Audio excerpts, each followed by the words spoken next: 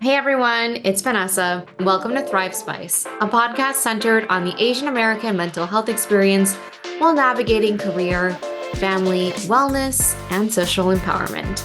I'm your host, Vanessa Shiliwala, a business leader and entrepreneur, mother of two, and award-winning AAPI and mental health advocate. Join me as I invite diverse business and political leaders, entrepreneurs, and creators to share their real, raw mental health journeys and practical advice on how they found their Thrive Spice, the joy that comes from finally owning our identity, power, and worth. Please follow me at Thrive Spice on Instagram for videos and more mental health tips. Lastly, don't forget to subscribe. All right, let's get ready to unpack some feelings and spill the tea. Hey everyone, it's Vanessa from Thrive Spice.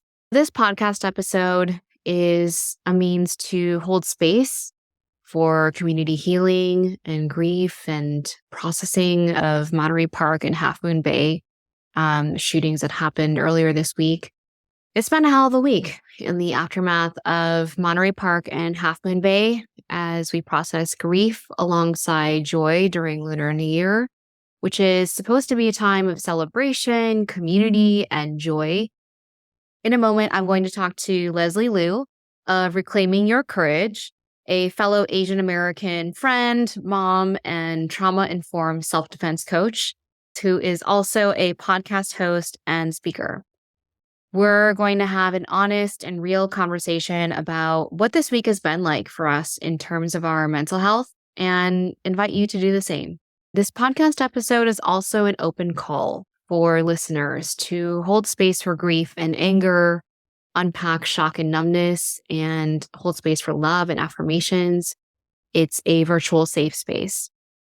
I invite you to email me voice memos or DM me audio recordings via Instagram on how you're feeling about all of this.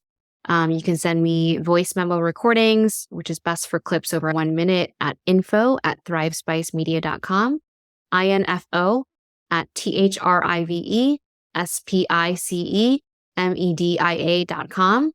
And you can DM me on Instagram at thrivespice, thrivespice, with either text or audio clips. Please share whatever you feel comfortable with. If you want your name withheld, that's completely fine. I'm hoping to compile some of these into another podcast episode to facilitate community healing and care, and mostly just to share that you're not alone. And quite frankly, honestly, processing all of this while trying to also hold space and speak for and with our community has been overwhelming at times. I also felt the responsibility to speak up, check in on my community, and organize while struggling to process my own feelings. My thoughts and prayers are with the families and friends of the victims and communities who lost their lives to another senseless and tragic act of violence and hatred. My heart goes out to the community near and far. We are all affected. I just want to share that the mental and physical load is real. Just days before the mass shooting at Monterey Park, I shared on LinkedIn a new study done with Asian Americans and COCL called Strangers at Home, which looks at Asian American professionals and Pacific Islanders. 63% of AAPI say the impact of ongoing anti-Asian violence has negatively impacted their mental health. 45% say it's affected their physical health, and 62% say it has affected their feelings of safety commuting. The rise in anti-Asian hate and violence was my call to action to start Thrive Spice Media in 2021, a podcast and virtual safe space dedicated to amplifying and centering AAPI mental health. Backing up, it's really been a whirlwind. I just wrapped hosting the first Speaker Expo to feature Asian Pacific Islander speakers and allies in North America, sponsored by the National Association of Asian American Professionals. It was the largest group of people I've ever spoken to about my mental health journey and how the impacts of racism on our community led me to create Thrive Spice Media. It came at a particularly poignant time. In the past few weeks, Michelle Yeoh and Kei Hui Kwan won Golden Globe Awards. We passed the 1-year anniversary of Michelle Yeoh's death, and an 18-year-old Indiana University student was stabbed at a bus stop for being Chinese. Then, as we geared up to celebrate Lunar New Year with our families and communities, we woke to the news that 11 people have been killed in a mass shooting in Monterey Park, in Southern California, a beloved enclave and thriving community of Asian Americans. It was gut-wrenching to discover that the gunman was also Asian American. Less than 2 days later, another mass shooting occurred in Half Moon Bay near the Bay Area, with 7 people killed, 5 of them Asian and 2 Latinx farm workers. The gunman was also Asian. Please let this be a reminder to check up on each other. Your support, however big or small, matters. How are you doing? Crappy. What about yourself? I'm a wreck, and I was going to record something too. And I've been beat up. I don't know about you, but like there is something about being an Asian woman and being vocal. I mean, I literally have trolls in my DMs. I've had 2 threats. Oh my God.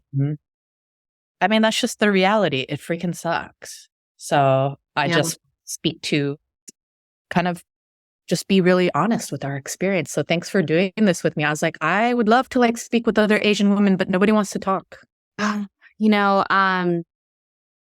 It's just been so hard. And I feel like having to process this along, like on our own as individuals, alongside with being leaders in the community, and especially in the space of mental health, is it's really challenging. I literally haven't been able to like sleep, and because I had all these thoughts, and I was reading constantly about, the shootings and new information, and reading the comments, and just getting triggered. And I was just like, finally at 4 a.m. yesterday, or to this morning, I just like wrote it all down in notes, and I was like, I need to hold space with someone. And it's not going to be like a typical episode where it's a lot more, I don't want to say scripted, but like we talk about the agenda ahead of time. It's more just like, let's hold space, and let's also invite people in our community and even allies, whoever wants to talk, to actually share their experiences. And I know you're holding a healing circle, and I'm super excited about that. Thank you. And because I know, holding space while processing our own grief is just so beyond challenging. And so I wanted to kind of like have us do that, as just 2 Asian women processing this alongside each other, and then actually invite people to like send voice memos or audio clips or whatever, just to kind of whatever they're comfortable sharing, just to hold space. And maybe we'll, share that. It can be anonymous, whatever people are comfortable sharing, in a future episode, just to be like, you're not alone. And so many people are struggling to find the words to describe just the roller coaster of emotions. And I attended like this healing circle from the Asian Mental Health Project on Monday, because I needed it, quite frankly. I was like, I can't facilitate space. Like, I need to check in and figure out what's going on. And I was struck by how many people were like, their families checked in with them to see if they were like immediately like alive and okay. But other than that, they weren't like, hey, like, how are you feeling? And like, do you want to talk about it? And it was like almost unanimous. Like everyone was saying that like, no one really talked about that in their families. And then once, the information came out that the shooter in Monterey Park was also Asian, that also just added a whole lot of complexity. And I know propaganda. Yeah. I definitely want to get into it with you, because I know like that's been something you've been dealing with. But yeah, like I want to just kind of just go into it. Yeah, let's just go it. What's this week been like for you?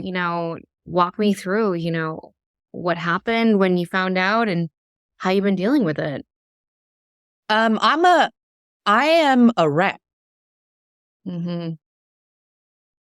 I am completely beaten down and broken because Monterey Park is one of well, first of all, before we even go into Monterey Park, here I am holding on to hope that this Lunar New Year was going to be different. Mm-hmm. Like deep down, I had some ill feelings inside of the threat of violence, that it's possible. Yeah. And I didn't want to completely think about that. I wanted to focus on what does Lunar New Year symbolize for me and my family as a time to come together. It is about joy, abundance, celebration, like our little moments of happy. And so just even giving my kids red envelopes for the first time, right? Like that was a beautiful moment. And that moment was shattered very quickly to hear about the news in Monterey Park. Yeah. Like I didn't have time to process because as soon as I posted about it, my automatic reaction is, let me just post about this because I know mainstream media is not going to post about it. Right? And so I specifically said it's a targeted attack. Yeah. And little did I know that being vocal as a Asian woman meant that it's open season for people, Asian and non-Asian, to come at me, to put me in my place. And so what did that mean? That meant I had Asian people rationalizing like, oh, no, but like the shooter was Asian. And something about that, like I had to question and say, but does that make the pain and the suffering any less and the grief? Right. And for some people, they rationalize like, yeah, there's something about that makes that better for me and more palatable. Ugh. That was something in itself for me to process. I had people put words in my mouth that I was calling it a hate crime. It's like I actually didn't use that language, but just to be clear, Asians and other people of the same group can commit hate crimes towards the same group. Sure. I had people coming into my DMs. I had people threaten me, calling me a chink, calling me like saying that they would shoot me. Wow. And I'm sharing these things because that's the reality of being a vocal Asian woman.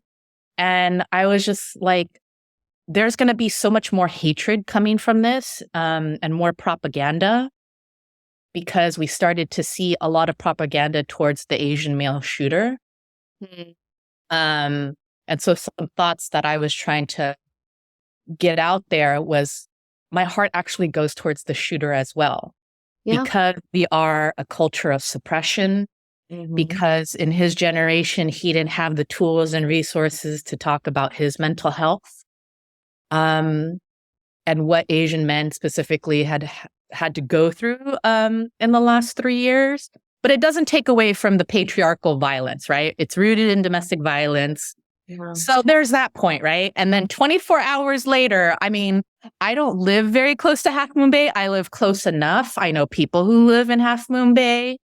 And then it was like, the shooter is also Asian. Yeah.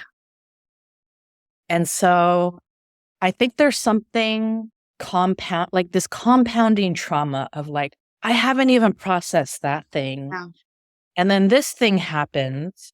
And then the media starts, the propaganda starts, right? Like, let's pit Asian people as the terror and the foreigners, right? The deadliest mass shooting in San Mateo County, right? It's the depiction that I feel is problematic. And I think that I want to be able to hold space for you in a second.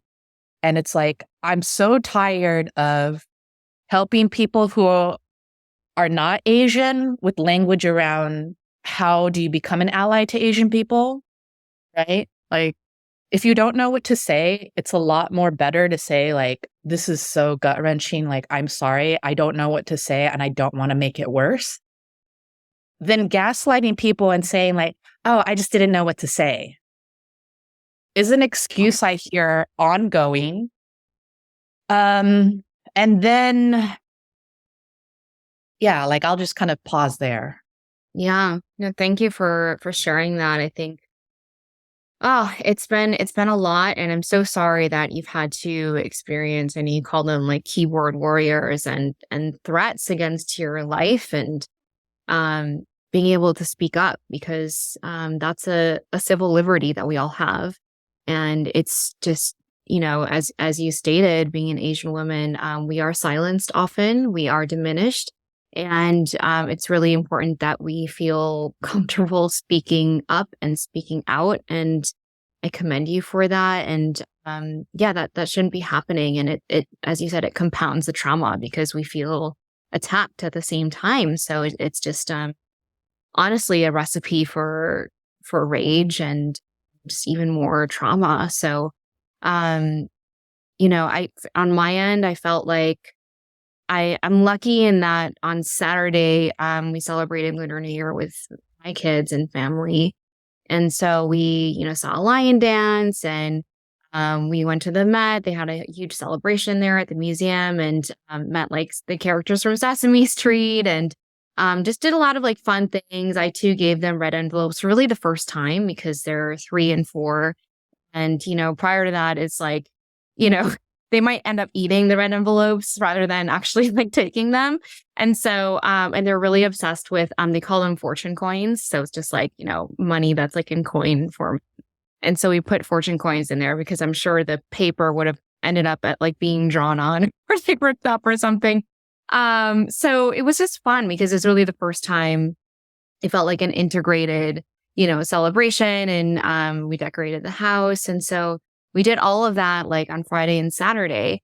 And so it was just such a shock to wake up to the news on Sunday and just, all of a sudden after all this joy, like just deep, deep grief and shock and anger and confusion and sadness and just feeling overwhelmed by everything and also feeling the pressure to like be able to quickly verbalize what I was going through because I know that like, the community, we need all the resources we can get. And, especially when it comes to mental health, this is something that, this was why I started the podcast, after the Atlanta spa shootings. And I was like, as you said, a wreck for weeks. And I imagine it's going to be a similar, trauma response to this. But what does encourage me is that I've seen a lot more community organizing this time around. I've seen a lot more people, quickly organizing GoFundMes, vigils, healing circles. I'm not sure if I saw that the first time around with the Atlanta spa shootings. I think we were just like, whoa, like what just happened? And that was a day after the Stop AAPI hate report came out. So everyone was just like grappling with like, oh my gosh, this is real. This is happening. We have the data. We it's real. And so this time I feel like there is at least that momentum. But yeah, actually, I think the shooter being Asian is really causing us to really think about the intersections of, frankly, this is not just like an Asian on Asian hate crime or whatever it is. This is an American incident. Like we are Americans. And this is something that involves the intersections of a lot of the issues in America today, which do involve, yes, mental health, but also involve, gun control and domestic and intimate partner violence, gender inequality, toxic masculinity, all of these issues that are very real. And they all intersect in this one story. And so it's been, I think, very triggering for a lot of us because we're unpacking a lot of intergenerational trauma that we've never really kind of opened up about in a massive way. And so the healing circle that I attended, there actually was a lot of kind of it's like a mixture of like empathy and shock for the shooter because we understand that there must have been decades of pain and suffering to bring them to do something like this. And at the same time, just a lot of pain and sorrow for this happening in our community. And I'm not from Monterey Park or California, but it wasn't lost on me that this happened in a ballroom and a dance studio because my grandma lived with us for some time when we were living in Wisconsin, and she loved to ballroom dance. Like that was her thing. Now she lives in Hong Kong.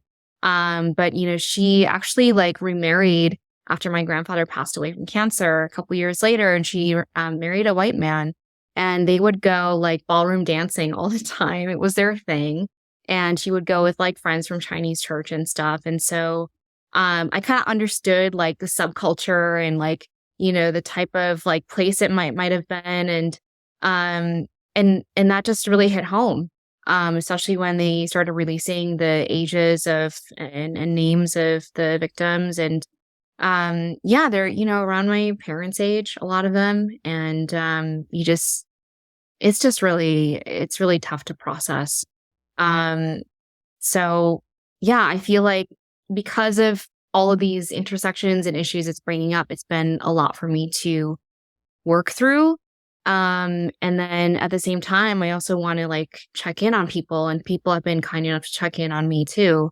And I feel like we just all need to kind of like, there's no power dynamic here. Like, I don't have many answers. I have a lot of questions. I have like observations. And I feel like we're just all just kind of trying to check in on each other. And it's been a whirlwind of a week, quite honestly. Yeah, thank you for finding the words in the hopes of other people who maybe not and are not there. I think that you just had a very raw and honest like perspective there. And I think that there's also just this like, if you're not Asian, there's a lot of push and pull like intergenerationally of like, it's kind of like, did you eat? Yeah. Kind of it like that question, I'm gonna translate into that like, are you okay? Like, are you alive? Right? That was kind of the things that happen with family members or other Asian friends. Like, are you okay? You're alive, right? But there's no bridge and pathway to like processing this with my mother and other members of my family. It's just like, okay, you're alive. Good. Now go back into like hiding. That's the only way we're going to get through this, right? We're not going to go to any Lunar New Year celebration or all of that, right? Like, we can't hide in the shadows and we can't keep playing it small. Mm. And I'm not telling people to make big, big, dramatic things. I think that there's a lot of micro actions to take of like, oh, well, how do we start having these conversations, right? Like, a lot of us want to be invited into conversations about how we feel about it by our Asian friends and community, but also our non-Asian. Like, and so I think that's also something that I've learned this time around is like being able to help people with language of like how to really support me. And I'm like, at this point, you can ask. Yeah. Yeah. Yeah. I mean, Like, tragedy. It's all over the headlines. I don't know about your social media feed, but mine is like completely taken up by the shootings and the aftermath. And so it's been a lot. And yeah, I appreciate you bringing that up because I feel like I've also had non-Asian friends check in on me and try to come from a place of understanding or even be like, hey, want to grab dinner? And that means a lot. And yeah, to your point about have you eaten yet? I mean, food is the original Asian love language. So if you want to start somewhere, I think that's a great place to start. It's just like, hey, you want to grab a coffee, you want to grab tea, you want to, just offering a space physically if you can. If not physically, virtually, if that's not an option. But I think just offering that space and then maybe asking more than once because we are just swimming through a flood and torrent of emotions. And I think the collective trauma around experiencing it over and over again through social media and news headlines and comments. And it's just like reverberating for a lot of us. And so asking a couple times, checking in, every couple of days or something, depending on your relationship. I know some corporations are also holding space for their employees who are, of API descent. And so, and I'm sure, I hope that's appreciated as well. So I think, and obviously, you can donate to the victims, if you have the means. So there are a lot of ways to support. And I would say some of them don't really involve a whole lot of money or time. It just honestly involves like an authentic sense of caring, of curiosity, non-judgment. And yeah. yeah. And I just really want to offer up that there's no one way to grieve, right? Yeah. It's like not linear. So I think culturally there's this aspect of being respectful, not drawing attention. And so, there you can definitely be in a place of like regrouping with ease, processing. But if you feel rage and grief, like I recorded myself hitting a bunch of boxes with a bat and screaming. Yeah. There there is liberation in that. And I want to offer that to anyone who's Asian American is like there is so much power in hearing yourself scream and releasing it from your body in that way. So that's what I also want to offer as a healthy alternative. Is like, yeah, don't go harm anyone else, but like hit a hitting bag, like scream, do what you need to do because like this like constant biting your tongue and not making waves is it's isolating and it takes its toll on our mental health. And I do agree with you that I am very humbled by the amount of people and allies that have come forth and shown me support this time around that I felt like I didn't have with Atlanta. I mean, people don't ask. They literally just send me a Uber Eats gift card and say, like, please eat something. And I just bawled my eyes out, eating a sandwich and sitting by myself because, like, I needed that moment.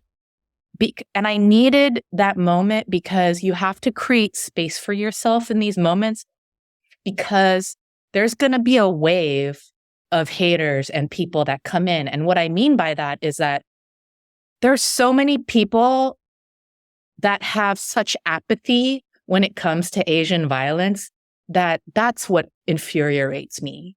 Yeah. That I'm like, you completely disregard human life. I'm not saying Asian lives are at a better level than any other race. I'm saying this is an American epidemic. It impacts all people of color and marginalized groups, right? But like the fact that you could be like, oh, yeah, like I've seen so many people just, oh, like what's the big deal? And like poke names at Asian people's names and like just their opportunity to like bring more shame and embarrassment towards our community. That's disgusting and sick to me. And that's what I want people to know is that there is a humanitarian issue here. Like if you notice a community is in pain, like just have some compassion before your need to speak. Ask questions and listen. That's how you hold space for people. Yes. Yes. Thank you. That was so powerful. I mean, I want to respond to a couple of things. I know a word you mentioned was isolation. And I think that's come up so many times, not only when talking about the shooter, but also about our community, right? And what we've been culturally brought up to do, which is to not express any negative emotions, because somehow that's seen as us losing face. And so things like crying, things like feeling angry, those may not have been encouraged in our, cultures or our upbringing. And so making the space to do that, there's actually like neurological, scientifically proven benefits to crying. It's part of the grief cycle. And I talked to Dr. Jenny Wong in a few episodes ago about literally completing the grief cycle, completing the trauma cycle when something like this happens. At that time, we were talking about the shootings at Uvalde, but unfortunately, these keep happening in our world. And whether it's exercise or journaling or, as you said, screaming or crying, like we need a way to physically and mentally process it because it's healthy. We can't just keep suppressing it because that isolation has led to increased mental health issues. It's led to depression and anxiety and suicide. And we can't keep like propagating that because we have to be cycle breakers now. And that's what is really unique about this time. I feel like it's the right time to actually talk about it. It's very unfortunate circumstances, but now we're all talking about it in a way that I didn't see before, where people are now, thinking about their parents and their grandparents and how they were conditioned to, never speak about the generational trauma that they were carrying. And now we're seeing that the consequences can be deadly. And we're all in collective grief and mourning and some of us are feeling numbness. And, to your point about, kind of the denial or the casual dismissiveness of it, denial is a privilege. And it's, not really, it's just a coping mechanism. And it's not really about doing the work and processing it. And I think that denial is oftentimes like something we do to protect ourselves from really processing deep pain. And I was surprised when I first found out about the shooting in Monterey Park. Some people I spoke to in our community, they kind of brushed it off. They're like, well, this just happens now. This is our new normal. And I was really kind of taken aback by that because I was deeply affected. Um, so I think that it's something just collectively we still need to work on. And, denial is part of the stage of grief. And I expect, we're all going to kind of cycle in between these different stages. And I think the key word is that it's all normal. It's a part of the same cycle. And it's just to develop an awareness of that. Yeah, that's such a important point about denial being privilege. And I want to say that if you have the ability to feel safe, that is privilege. Mm-hmm. It's a privilege many marginalized folks and people who are in different socioeconomic circumstances don't have. And so I had a lot of people telling me the irresponsibility of like me jumping to conclusions. And I'm like, when I want to shed a lot of light of like, if you are an Asian American listening to this and processing this, I think that it's very important to acknowledge our nervous systems are kind of built in a certain way, right? It's fight, flight, freeze. And it's okay if you're in a state of freezing because your nervous system is built to protect yourself in that manner. Some things I offer to you, though, is starting to challenge within yourself the patterns and the programming of like, denial, right, around other people and then not making waves. I think the important thing is to start challenging. Like, you know what, you said that and that actually doesn't sit well with me. Right? That's something that you can say to people. That actually wasn't funny. Yeah. I love those phrases because I think we didn't know how to have these difficult conversations growing up. And so as adults, we're trying to find the tools and the language to bring things up in a constructive way, in a way that involves like, okay, let's have a conversation about this. And I'm going to stand up for myself and tell you how that made me feel and why that hurt and why that's okay. But I'm going to do it in a way that you're going to stay here and listen instead of you just kind of turning on me and starting to insult me or just stop listening, frankly. So I love that you offered up that phrase. And I think we really need to empower our community to be unafraid to speak up. And it is, I'm really like, I'm hurt for you that you're getting threatened by people. Like that's horrible. I know that's like another unspeakable amount of like trauma. And you mentioned safety. Maybe some of us don't feel like we have psychological safety to speak about these things, whether it's in our homes or workplace. And I would also offer up, try to seek those places of safety, whether it's a healing circle or a therapist or a journal, or, even, you can send something to us, email us, send us a DM. We are safe spaces for people to share. And that's what I've been doing this week with, people in the community where they've been sending me these DMs and telling me how they're feeling. And, it's a lot, but at the same time, it's also very like validating that I'm not the only one who's going through this roller coaster of emotions and questioning and feeling like we have to defend ourselves while at the same time trying to have empathy for everyone. And to your point, it really affects not just Asians, right? Like we see like quite literally there are Latinx victims in the Half Moon Bay shooting. And really it speaks to the intersections of race and class and a lot of the issues at the heart of our society. And what I fear is that this will be labeled as like this kind of like, oh, this is just what the minorities go through. Like this isn't a mainstream problem. That's what I fear. But I'm also hopeful that I'm starting to see more cross-racial solidarity, even like with environmentalists and people who work in sustainability. recognizing that there are links between, sustainability and environmental racism, as well as lived racism in the examples of these shootings, and just trying to start those conversations, because this does affect everybody. It's not just an Asian issue. It's not just a Latinx issue. It's not just a gun control issue. It's just our lives now. So I'm hoping that this just opens up more conversations and also shows Asians and Asian Americans and everyone that mental health is a very real thing. It's not just, a Gen Z concept that's meant to be something that's an excuse for what we're going through. And this week I shared a study from Stand With Asian Americans that they did, showing that nearly 2/3 of Asian Americans are impacted in terms of their mental health by the increase in violence, in hate speech, and bias against Asian Americans and Pacific Islanders. And nearly the same percentage are also affected physically, because mental health is health, right? And so we see it show up. For me, it's showing up as I'm not able to sleep. I'm waking up every night around 2 a.m. and able to fall asleep till 5 a.m. and my mind is just racing.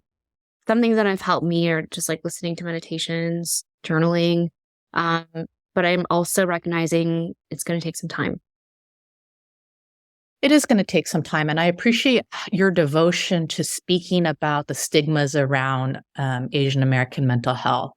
And just know that Vanessa is that safe space. And that's why I appreciate your content so much. And right now, I feel like I'm on the front lines with you. I've got a broken rib, my arm's bleeding out, and we are just in the trenches. But I will say my mission is to save women's lives and the lives of allies. And so, you and I are both consistently devoted to creating safe spaces, right? Like, how do we keep each other safe? How do I keep myself safe? We keep each other safe. And so we have to build spaces centered around identity, consent, and co-creation, because we've never had spaces like that. And so when I deliver my workshops and the work in my community and what if you follow me on my page and follow the links in my bio, that is where we do the deep work. If you've never seen or experienced that, that's what we are inviting you into. It's what I have committed to, collaborating with Vanessa on as well. But the call to action after this episode is like, if there's anything that resonates with you today, we really invite you to send messages to us, to know that you're not alone. Right? Like, hey, this made me think of this, or this is how I feel, or like, I don't have that outlet. How can I create space for myself? Because self-defense for me is not the physical stuff, because that means nothing if you don't have a sense of self-worth. Yeah. If you don't feel like you're worth defending, then none of the stuff I could teach you would mean anything. And when you do look at the percentages of attacks on Asian Americans, well over 60% of that is verbal harassment. So well before people kind of throw themselves into action and physical defense, I'm like, it's about choosing to defend yourself before you're expected to defend yourself. It's not being a bystander. It's vocalizing your boundaries as an act of self-defense. So what you can do right now is energetically protect yourself. If you feel raw, if you feel sensitive to what's going on right now, asking people for space. I need space right now. I don't have the bandwidth to talk. I need space because you're not supporting me in a way that's meaningful. And that gets the other people like, wonder, what do you mean? And inviting people into healthy discourse. The reason why I'm exhausted is because some people are not interested in healthy discourse. They just want to bash. But if people aren't interested in healthy discourse with Vanessa or I, we happily will welcome that. Like, hey, what does that sound like? Introducing that. I'm experiencing this from my partner who may not be Asian. Let's talk about it. Let's have some healthy dialogue around how can you ask for what you really need rather than harboring all this burden and resentment towards people in your life for not like walking towards you? Mm. How do you vocalize? How do you express? Right? And that's what I'm interested in more so than the physical. It's the non-physical attacks. It's coming into your power by like not playing it small. So hold space for yourself and explicitly state from people what it is you need. I need space right now. There have been 2 mass shootings that affect my community. Like, I need space right now. Mm. Please, at a basic level, I need space right now. I love that phrasing because I think right now, probably the biggest act of self-care and self-love we can do for ourselves right now is asking for what we need. So to do that, first we have to take a stock of, okay, well, do I need space? Do I need comfort? Do I need community? Do I need rest? Rest is also resistance. And I think that's something we need to kind of start with if we just focus on one thing. It's like, how do I ask for what I need right now? Because we've been conditioned, don't ask for what you need. Don't be that bothered. Don't act like, a diva or, you might be perceived negatively for asking what you want. And I'm here to say, please ask for what you need and want. And I think sometimes the fear that people will perceive us negatively for that is something that we just need to kind of like be courageous and try it. And I think sometimes the fear is bigger than the actual result. And I think that because this is a national, global event and a lot of people know about it and the climate is different this time around, I think that there is a little bit more education around the fact that employers and communities need to offer safe spaces and culturally sensitive spaces as well. So thank you, Leslie. I just am so in awe of your messaging, and I think the worth piece is so true. And I would love for you to just share with our listeners a little bit about you. And I know you have a healing circle and podcast. Would love to share with them where we can find you next and keep in touch. Yeah, thank you so much for that. I just want to honor too that even though social media is kind of like this epicenter of how we receive information, it's probably also the biggest contributor to like our mental health woes. But I'm like thankful for social media because like we can choose to leverage it for these kinds of messages. But I mean, it also brought us together. I am Leslie Lew. I'm a 2nd-generation Korean and Chinese American.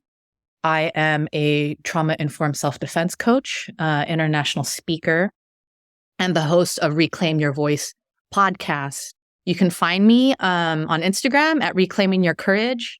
I invite you that if you crave this kind of connection and raw, authentic, like connection and needing tools and a strategy around what to do when you feel most vulnerable to these types of attack, I invite you into my Women Warrior community, where it's really about being silenced no more.